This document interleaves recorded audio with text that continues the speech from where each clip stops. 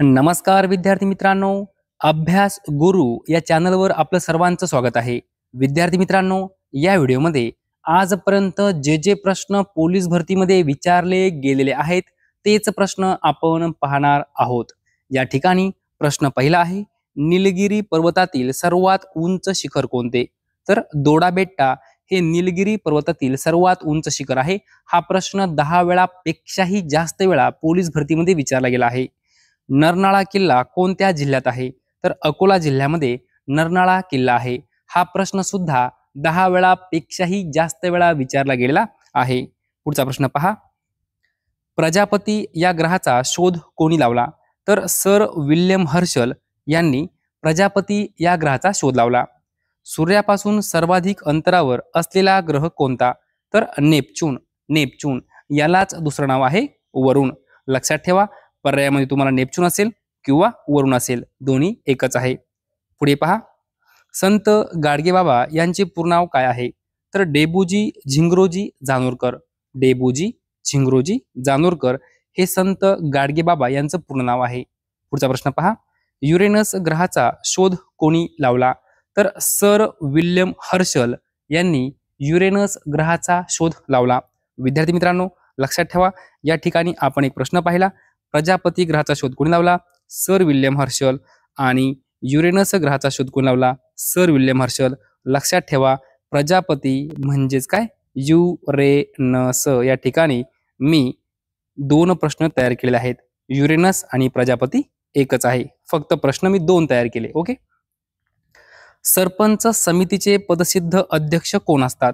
तर पंचायत समितीचे उपसभापती. पंचायत समितीचे उपसभापती हे सरपंच समितीचे पदसिद्ध अध्यक्ष असतात. सरपंच समितीचे पदसिद्ध सचिव कोण असतात? तर विस्तार अधिकारी. विस्तार अधिकारी सरपंच समितीचे पदसिद्ध सचिव असतात. स्वतंत्र भारताचे पहिले भारतीय गव्हर्नर जनरल कोण होते? तर सी राजगोपालचारी. विद्यार्थी मित्रांनो, हा प्रश्न 10 वेळापेक्षाही जास्त वेळा पोलीस भरतीमध्ये विचारला गेलेला आहे. स्वतंत्र भारताचे पहिले भारतीय गव्हर्नर जनरल कोण होते? तर सी राजगोपालचारी. ओके. चोल प्रशासनाचे मुख्य वैशिष्ट्य काय होते? तर ग्रामीण स्वायत्तता. चोल प्रशासनाचे मुख्य वैशिष्ट्य काय होते? ग्रामीण स्वायत्तता. महात्मा गांधींच्या पत्नीचे नाव काय होते? तर कस्तुरबा गांधी. महात्मा गांधींच्या पत्नीचे नाव कस्तुरबा गांधी. भारतीय राष्ट्रीय काँग्रेसचे संस्थापक कोण होते? तर ए ओ ह्यूम. लक्षात ठेवा, ए ओ ह्यूम हे भारतीय राष्ट्रीय काँग्रेसचे संस्थापक होते. अमिबामध्ये किती पेशी असतात? तर 1. अमिबामध्ये 1 पेशी असते. 1857च्या बंडात झाशीची राणी लक्ष्मीबाई यांनी कोणाच्या पाठिंब्याने ग्वाल्हेरमध्ये बंड केले? तर तात्या टोपे. लक्षात ठेवा, 1857च्या बंडामध्ये झाशीची राणी लक्ष्मीबाई यांनी तात्या टोपे यांच्या पाठिंब्याने ग्वाल्हेरमध्ये बंड केले. पुढे पहा, प्लासीची लढाई कधी झाली? तर 1757. प्लासीची लढाई 1757. गहू संशोधन केंद्र कोणत्या ठिकाणी आहे? तर महाबळेश्वर या ठिकाणी गहू संशोधन केंद्र आहे, सातारा जिल्ह्यामध्ये. पुढील प्रश्न पहा, तेलबिया संशोधन केंद्र कोठे आहे? तर जळगाव या ठिकाणी तेलबिया संशोधन केंद्र आहे. गवत संशोधन केंद्र कुठे आहे? तर पालघर. पालघर या ठिकाणी गवत संशोधन केंद्र आहे.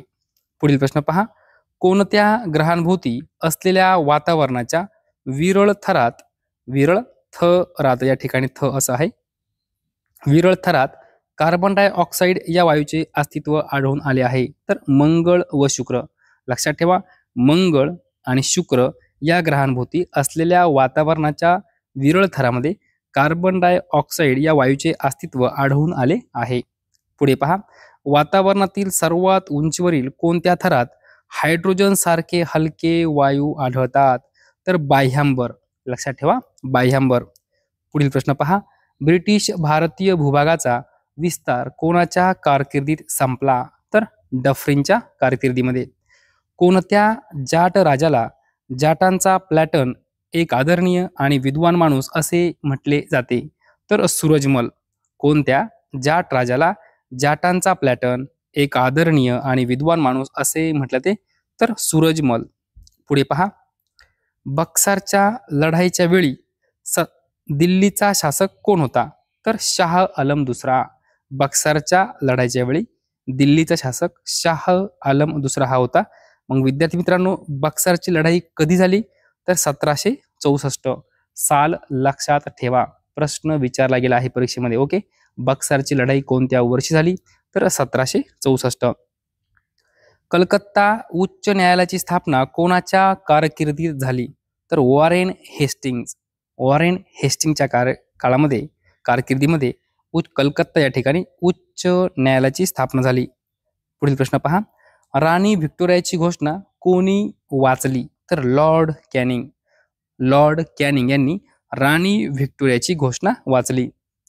मुर्शिदाबादहून मुंगेरला आपली राजधानी कोणी हलवली? तर मीर कासिम. मीर कासिम याने मुर्शिदाबादहून मुंगेरला आपली राजधानी हलवली. पुढील प्रश्न पहा, कायमस्वरूपी वसाहत हा सिद्धांत कोणी दिला? तर लॉर्ड कॉर्नवालिस. लॉर्ड कॉर्नवालिस याने कायमस्वरूपी वसाहत हा सिद्धांत दिला. सहाय्यक आघाडी प्रणालीचे जनक कोण होते? तर लॉर्ड वेलस्ली. लॉर्ड वेलस्ली हे सहाय्यक आघाडी प्रणालीचे जनक होते. भारतात टपाल तिकिटे कोणी सुरू केली? तर लॉर्ड डलहौसी.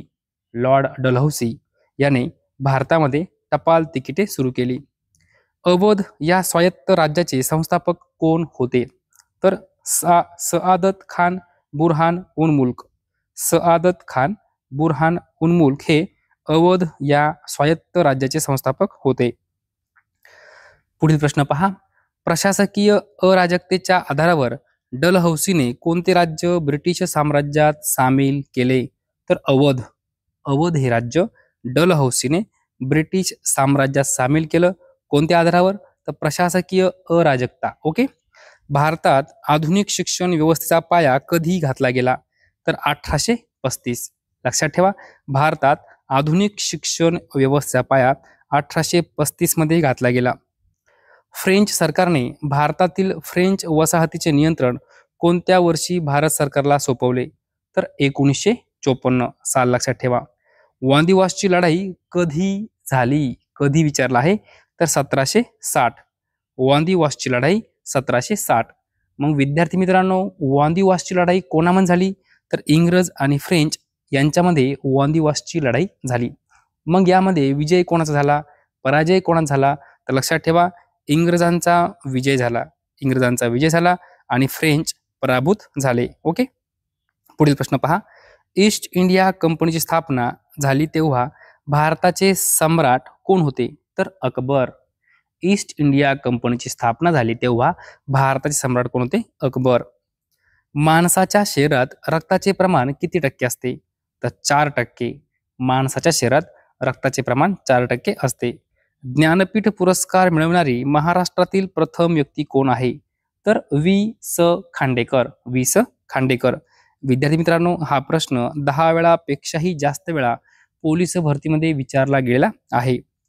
पुढील प्रश्न पहा, म्यानमारच्या समाज जीवनावर कोणत्या धर्माचा प्रभाव आहे? तर बौद्ध धर्म. म्यानमारच्या समाज जीवनावर बौद्ध धर्माचा प्रभाव आहे. मायक्रोसॉफ्टचे संस्थापक कोण आहेत? तर बिल गेट्स. मायक्रोसॉफ्टचे संस्थापक बिल गेट्स.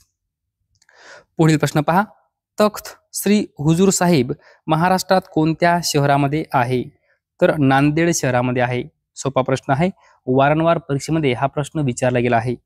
कोणत्या भारतीय सणाला हरियाणा राज्यात सलुनो म्हटले जाते? तर रक्षाबंधन. लक्षात ठेवा, रक्षाबंधनला हरियाणा राज्यामध्ये सलुनो म्हटले जाते. पुढे पहा, सोनी या कंपनीचा स्रोत कुठला देश आहे? तर जपान.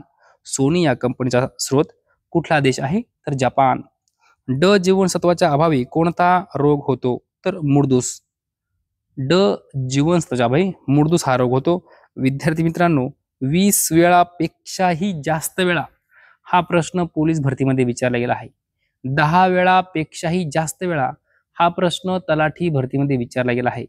लक्षात ठेवा, ड जीवनसत्वाच्या अभावी मुर्दूस हा रोग होतो. विद्यार्थी मित्रांनो, पुढचा प्रश्न पहा. आशियातील सर्वात मोठे चर्च कोठे आहे? तर गोवा या ठिकाणी आशियातील सर्वात मोठे चर्च आहे. केंद्रीय लोकसेवा आयोगाचे मुख्य कार्यालय कोठे आहे? तर नवी दिल्ली या ठिकाणी केंद्रीय लोकसेवा आयोगाचं मुख्य कार्यालय आहे.